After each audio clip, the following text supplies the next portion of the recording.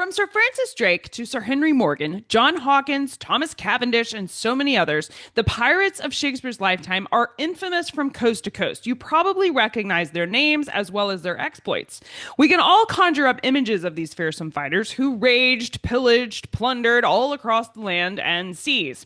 And one perpetual image that comes up again and again for the picture of what you think a pirate is supposed to look like includes a man with a feathered friend perched on his shoulder. Specifically, a parrot perched on his shoulder.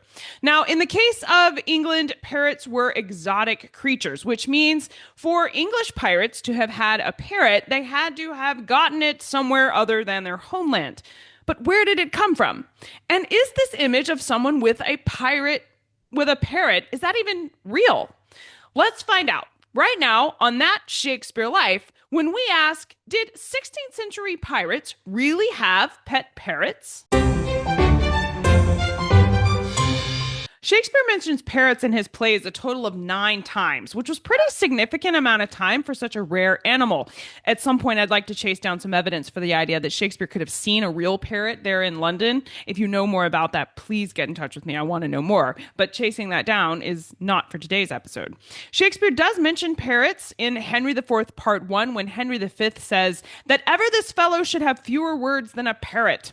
He goes on to make 8 other references to parrots, all of which seem to talk about the parrot's ability to talk and speak. And some references by Shakespeare even make fun of people who try to teach parrots to talk. Shakespeare also talks about pirates in his plays a total of 21 times across his plays and a few of his sonnets, referencing them as saltwater thieves, pillagers, ship stealers, and even has a crew of pirates in the play Pericles that play a key role. But alas, in all of Shakespeare's images of pirates, I wasn't able to find one connection to birds, much less parrots. Today's image of a pirate with a parrot on his shoulder is largely due to the image from Treasure Island of Long John Silver. He was the famous fictional pirate from Robert Louis Stevenson's 19th century novel. Now, this book was written in the 1880s, and the image happens well after Shakespeare. But pirates in the 16th century, during the life of William Shakespeare, were absolutely real, and as it happens, they were really trading in exotic animals, including parrots. These animals were rampant in the cargo of the ships that were plundered and pillaged across the sea before the Golden Age of Piracy. So the Golden Age of Piracy happens in the 1700s in the 18th century. But there were prolific pirates for Shakespeare's lifetime as well. In 1492, Christopher Columbus discovered the Bahamas and various West Indian Virgin Islands, which he claimed for Spain. On his return in 1493, he brought with him presents for Queen Isabella and King Ferdinand. Among these presents included pearls, gold masks, fruits that were native to the places he had been, and he also brought back Amazonian parrots. These parrots were from the island of Cuba, and they were thus introduced into Spain. Later in the 15th century, King Manuel I of Portugal was also importing large swaths of exotic animals from Africa, including baboons, elephants, gazelles, antelopes, lions, and a host of birds, including gray parrots. He also imported macaws from Brazil. Manuel was so prolific with his trade of exotic animals, at one point he actually, if he didn't hold an outright monopoly, he was the leader in the sale of parrots and other animals during this time. Now, the Dutch made trips to Indonesia for trade, and they traded in specialty goods like spices and things, but they also traded in parrots. In 1595 to 1597, they returned from one of their trips with a cassowary. Now, this was the first cassowary bird ever seen in Europe. And then again, around the year 1600, this group of the Dutch went on another trip to Indonesia, and they returned that time with a whole lot of spices and, you guessed it, a parrot listed among their cargo. This is the same group of Dutch that would later go on to form the Dutch East India Trading Company. They were challenging the Portuguese in their monopoly of this trade of things like parrots. Now, the source describes the parrot as, quote, a great deal finer than those that are brought into Europe and not very big. They have a lively and shining red under their throat and their body and a spot of a gold color over the back. Their wings are of a fine green and blue on the outside and of a lively flesh color underneath. So you can see with all of the colors, this is definitely an Amazonian type parrot. Now, apparently, while they were transporting a great many parrots, keeping them alive on board ships was sometimes challenging. One record talks about how the Portuguese have, quote, often tried to transport some of those parrots into Europe, but could never keep them alive, end quote. This particular reference goes on to attribute the lack of ability to keep them alive, however, to, quote, their nicety and tenderness of these birds, end quote. Now, that could go one of two ways. It's either that the birds were delicate and didn't survive very well on board ship, or they may actually be referring to the sailors choosing to eat the parrots in the way that you would eat a bird, like a chicken or a quail. Of course, parrots are birds, but like a chicken or a quail or some other squab that you would use as food, which particularly in England, birds like pigeons were very popular food items. So I could see where they would think the parrot was something of an exotic pigeon. So I can't tell from this quote whether they were hard to keep alive on board ship or if the sailors just enjoyed eating them. There's a wonderful story recorded by 16th century biologist named John Ray, where he writes that Henry VIII owned a beautiful parrot. Henry VIII's parrot was an African gray parrot. They were very rare and very hard to get, so they were considered very exotic and very elite. It makes sense that this would be the one that Henry VIII had.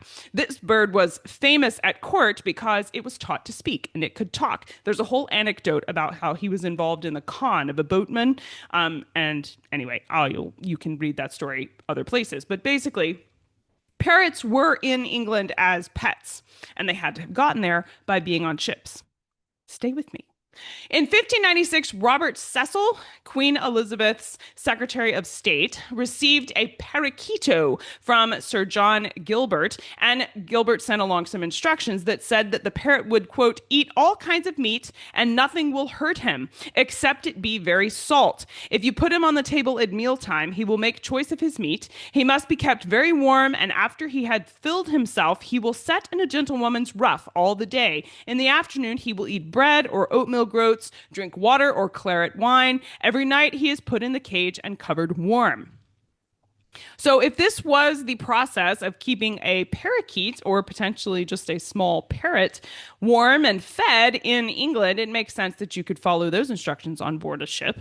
John Caius recorded seeing many kinds of parrots in England, including an African grey, a large scarlet macaw, and Caius specifically says that that macaw came from Brazil, and some smaller green birds. Now, he describes them pretty generically as green birds, and we don't know what they were exactly. I'm going to proffer that they might have been Quaker parrots. I have no evidence at all to back that up. That's just my theory based on the context there. Now, Caius wrote that the parrots he saw came from the Spanish Isle, which is Hispaniola, Egypt, and India. So he's crossing over with some of the same locations that Christopher Columbus would have been and the kinds of parrots that were going back to Spain. We can tell from the stories and background of parrots coming to Europe that the birds were definitely on board ships, and they were on the ships that were targeted by pirates. These birds would have been among the valuables that were being traded in. Now, whether or not the pirates would have actually had the parrots as pets, though, just because they were on the ships they were pillaging, this turns out to be a pretty hotly debated question among pirate historians. And if you'd like to know another notch you can add to your list of really cool job titles, pirate historian has to be one of them. What a great group of folks.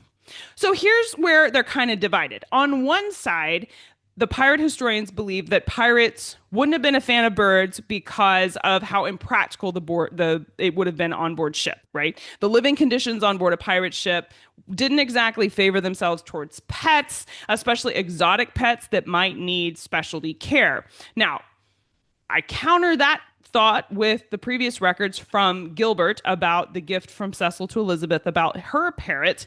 They wrote, I'll remind you, that the parrot could be fed all kinds of meat and nothing will hurt him. So maybe parrots on ships were more easy to keep than we might expect them to be. It's possible. Could one of the pirates have decided to keep one as a pet?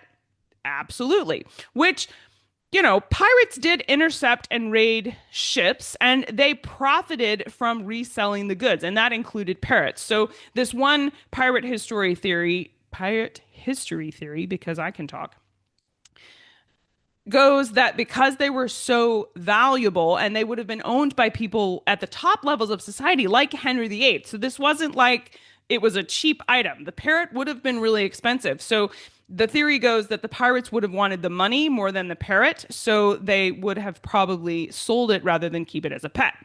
The other pirate camp theory over here is held by people like Colin Woodward. Colin Woodward wrote the book, The Republic of Pirates Being True and Surprising Story of the Caribbean Pilots and the Men Who Brought Them Down. Explain to me, historians, would you, why your book titles have to be 5 days long?